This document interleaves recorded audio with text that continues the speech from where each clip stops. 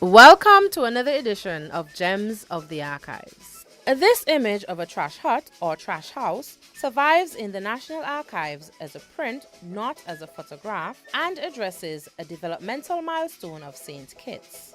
The original was taken in 1955, probably by a British development agency. This means that there are still some people around who remember the trash house. Earlier, these houses were the order of the day and consisted of either 1 or 2 rooms and were mostly used as sleeping space, although some had a seating area.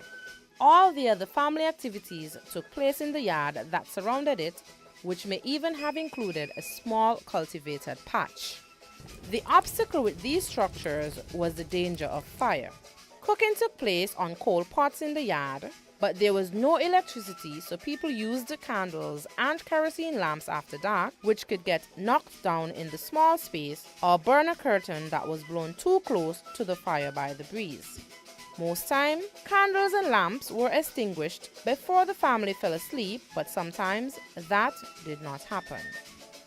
The problem with improving housing was that it required land for a development to occur, and the majority belonged to the estate. The British administration started working on improving housing within Basseterre by acquiring land that eventually became Haynes Smith and St. Johnston Village, but progress was slow.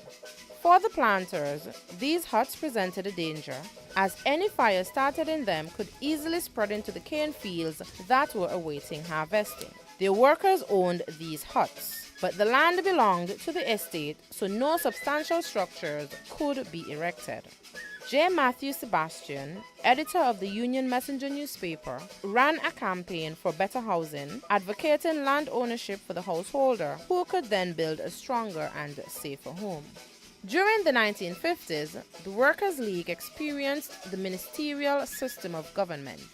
The ministers often complained they could get very little done as they had very little power, and their recommendations still had to go before the Executive Council, in which they were a minority. However, that did not stop the League from working on the elimination of slum areas in Basseterre and improving housing in the countryside. Projects such as Connery and Sadler's were realized at this time. Thanks for watching Gems of the Archives, unearthing history.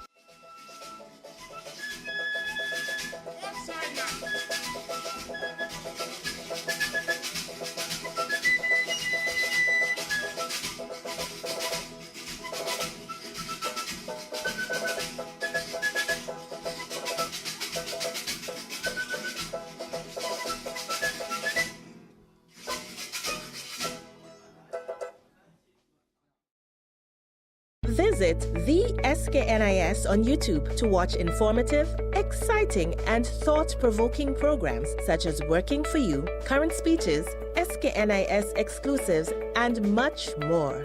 Hit the subscribe button to be alerted when a new video is uploaded. What are you waiting for? Head to the SKNIS and start exploring.